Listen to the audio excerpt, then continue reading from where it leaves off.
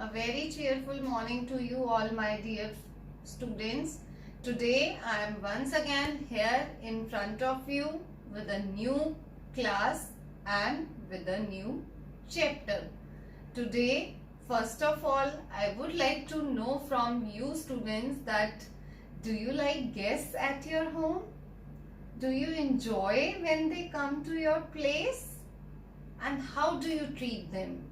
Do you give them a warm welcome or you give them an unhappy face or a sad face? So I hope your answer is that you enjoy the coming of guests at your place.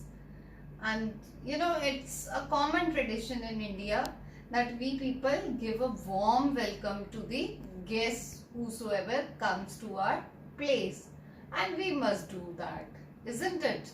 Because they are, in a way, they are a shadow of the God, right? So whenever we attend the guests by heart, definitely more or less we get the blessings. So here the message even is shared by this chapter which we are going to read today. Today we are going to read this lesson, and the name of the lesson, as you may see, the name of the lesson is The Guest. And here we will read out a story about a guest. Okay. So now we are to read the story and to find out that what concept of the guest is taken here in the story. And here I put one more question to you. Have you ever heard about Mullah Naseeruddin? I hope your answer here is no.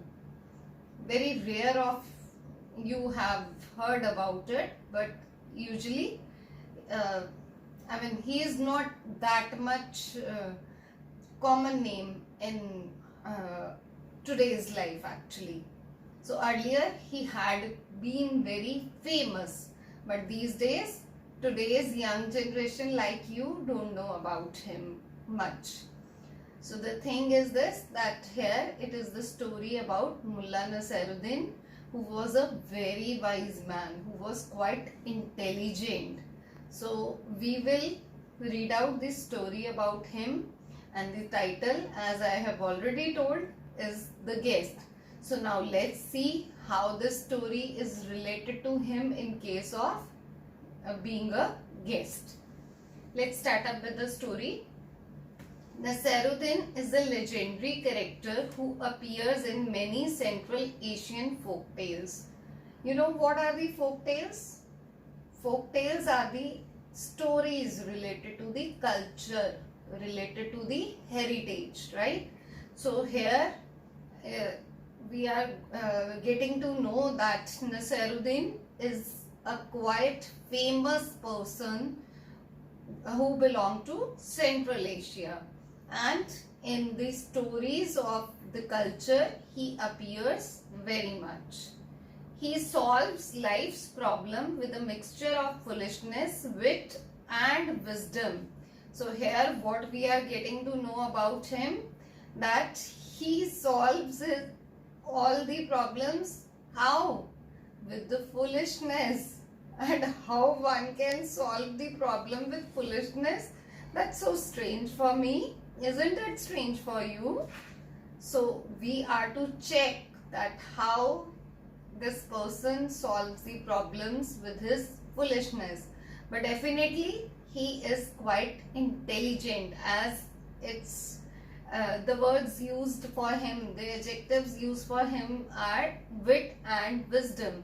So definitely he has lots of intelligence which he uses in a foolish manner to solve the problems.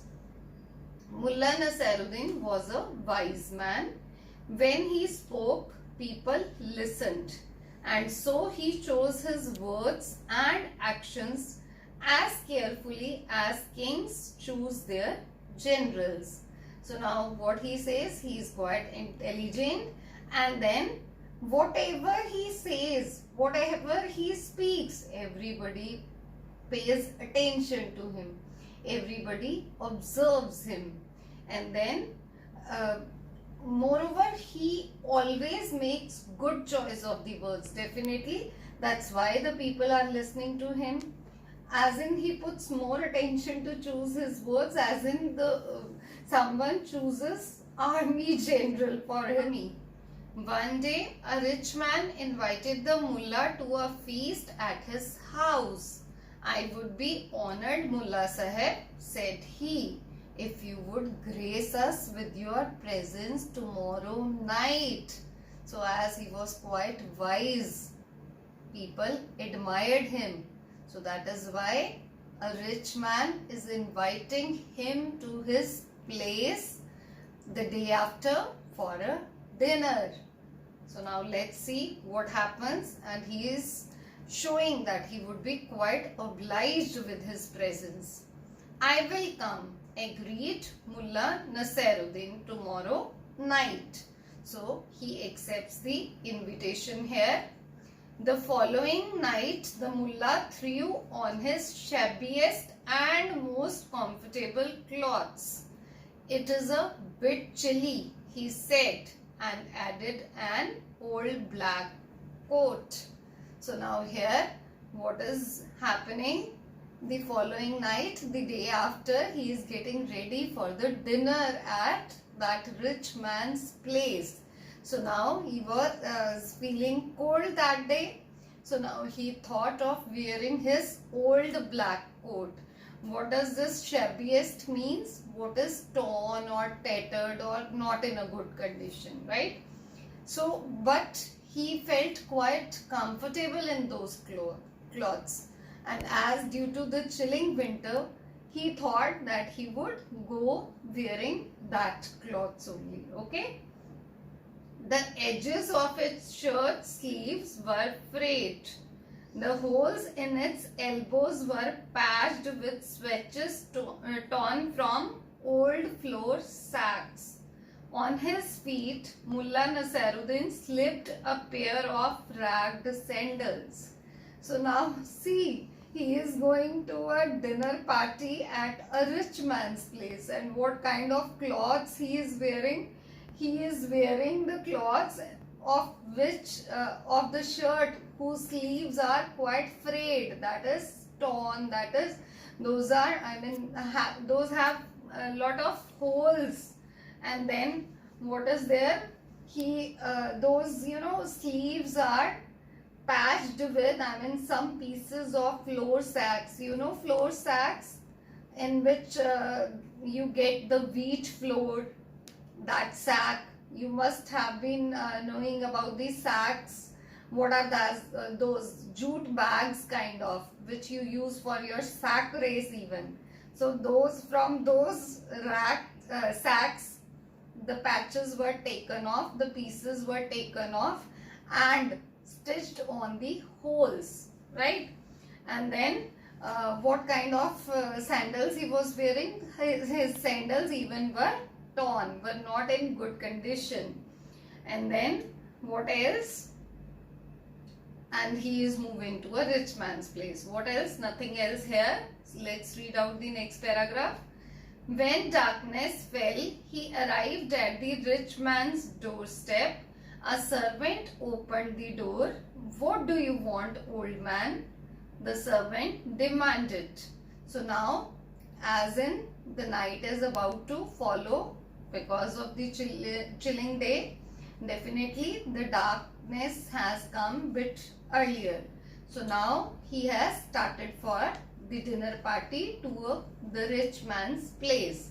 So now when he reached his place, there whom he met with his servant.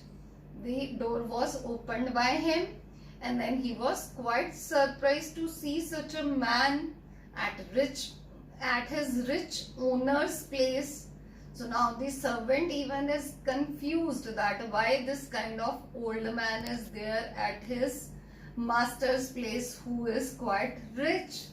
So now he is asking him that what does he want, right? Your master has invited me to his feast, said the mullah. So now as he was invited, definitely his answer would have been that he has been invited by his master. But the servant was quite surprised to hear this answer. The servant peered suspiciously at him. Wait here, he said, I'll be back in a moment. So now here he is quite shocked, and then he, stared at him for some moments, and then he told the old man, he told Mullah Naseeruddin that you just wait here, I'll just be back. And then what happens? He moves inside, definitely to his master he must have gone. The servant went in, his whispers carried to the door. An old beggar man, oh my master, says he is your guest. So now he moves inside, and then he whispers, that is, speaks bit slowly to his master, and then he says that there is one person outside who is quite old, and his appearance is like a beggar, but he claims that he has been invited for the dinner and he is your guest for today's dinner. The rich man came to the courtyard to take a look. Seeing the old man in his ragged clothes, he waved a hand to the servant, then went back to join his elegant guests. So now the rich man goes out to see that who that old man is, and after seeing him, he just orders or just passes on some message to his servant, and then he again moves back to carry on with the other guests who were there at his place. The servant returned to the door. My master does not know you, he said. So now what is the servant's reply? He says that my master doesn't know you at all. He invited me to his feast, insisted the mullah. So now the mullah is insisting. The mullah is again telling him that he even has invited me on the dinner. But servant could not digest it because of his appearance, and even the master even told that he does not know him. So then how could he trust that mullah? The servant laughed. Nonsense. Invited you, a ragged old beggar? My master's friends are noblemen and kings. Be off before I take a stick to you. So now look on to the condition. I mean, you can well imagine his condition. What would have been going in his mind, in his heart, that he was invited by someone, and then when he moves to the place, he gets such kind of behavior. Now the servant is telling that he cannot trust this thing, and then you need to be away from this place, otherwise he'll beat Mullah Naseeruddin with a stick. So Mullah Naseeruddin went home. He changed into his finest silk garments. He put his best cap on his head and added a handsome high-collared coat. He sprinkled rose water on his face and hands. He combed his beard. You know what is beard? Beard is some hair on chin. That is mustaches, and mustaches are the hair on this area, on the upper part of the lips, and then the hair on this area, chin, is called beard. So now he combed his beard, and then he is changing his total outlook. That is, he changed his clothes, he changed into his best garments, and then he put on his silk cap, even the best cap even, and then wore a high collared coat, and then he washed his face with rose water. Totally changed condition would be there now. Smiling to himself, he made his way back to the rich man's house and knocked at the door. So now he is smiling, and then he again reached to the rich man's place and again he knocked the door. Once again the servant opened it. Once again the mullah said, "Your master has invited me to his feast." Now here he is there with a changed outlook, and now he is saying that your master has invited me for a feast. So now then let's see what would be his reaction now. This time the servant bowed respectfully and ushered him in. So now this time he doesn't want any permission from his master. He feels that he is also a nobleman, so he is to be taken inside. Definitely he must have been invited. "Welcome, welcome, Mullah Sahab." And the rich man himself showed the mullah to his special seat at the feast. So now this time he even is welcomed respectfully by the rich man, by the host. And now he is offering him the best seat, the special seat to mullah for the feast. At last Mullah Sahab said the guests, "We have all been waiting for you." So now all the guests, what they are saying, that they all were waiting for Mullah Naseeruddin, as he was quite famous. So now, being famous, he must have been known by everyone. So now everyone showed their curiousness to meet him. "The food arrived. Serve Mullah Naseeruddin first," said the rich man. The mullah smiled at everyone. Then he began to get busy with his food, but he did not eat. So now what is the thing, what is the scene here? That is, now the food is served, and now what he is doing? Everybody is saying, and even the rich man is ordering that we should serve Mullah Naseeruddin first. That is, he is being given the most respect from among those noblemen, right? So then what he started doing, he started showing that he is busy with his food. But what did he do? He did not eat the food at all. So now when he did not eat the food at all and he was busy with the food, then what had been done with the food? Let's see. "Hey, hey," cried the guests. So now there is the crying of guests. So now why? "Mullah Sahab, what are you doing?" cried the rich man. For Mullah Naseeruddin had begun to spoon the soup over his best cap. So now the rich man is quite shocked to see, quite surprised to see that what Mullah Naseeruddin is doing. And now what he was doing? He was spilling the soup over his cap. Why he was doing that? He crumbled the bread and sprinkled the crumbs over the shoulders of his handsome high-collared coat. He took apart the shish kebab and fed it lovingly to his sleeves.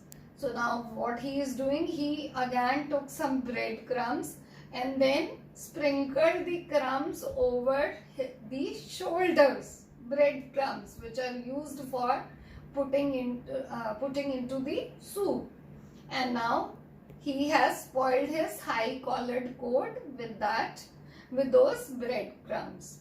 He took apart, and then shish kebab, what did he do? He fed his sleeves with the shish kebab which was served for the dinner. So now why he is doing like that, I don't know. You can observe the picture even that he is spilling the soup over his cap, over his best cap even. The mullah replied, when I arrived in rags, you turned me away. Now that I am dressed in finery, you treat me with honor. Clearly it is my clothes you are welcoming and not me. So now here, what is the answer of mullah? He says that when I came here, when I reached here to your place, in some other clothes, in some ragged clothes, in some torn clothes, you didn't allow me even coming in. And then now here when I have changed my clothes, when I am here with my best appearance, so in this case you are just honoring me, you are giving me respect. Otherwise, you could not even recognize me. So, what is that? What is that means you like my clothes only. You have invited my good clothes for feast, not me. If I would have been important, then you would have been, treated me in respectful manner, in that appearance even. So it is only fitting that they should eat this delightful food you have prepared for them. So he says that it is only my fitting who deserves to get this food served by you. If I would have been important for this dinner which you are serving me, then you would have served me in those ragged clothes even. But now you only allowed me after seeing my good appearance. So definitely these clothes of mine deserve this food. The rich man hung his head in shame. So now the rich man is quite ashamed of his behavior. He said, Mullah Sahab, forgive me, I was blind. So now he is apologizing Mullah Naseeruddin for his bad behavior. And then he said that I was blind, I couldn't see you, I couldn't recognize you. I saw only your clothes and could not recognize the wearer. So now he is admitting his fault by saying that I only observed your ragged clothes. I couldn't find that what kind of nobleman is there behind those cloths, disguised in those ragged cloths. I was just looking for a good appearance. I will never again judge people by how they look or by the clothes they wear. And in truth, he never did.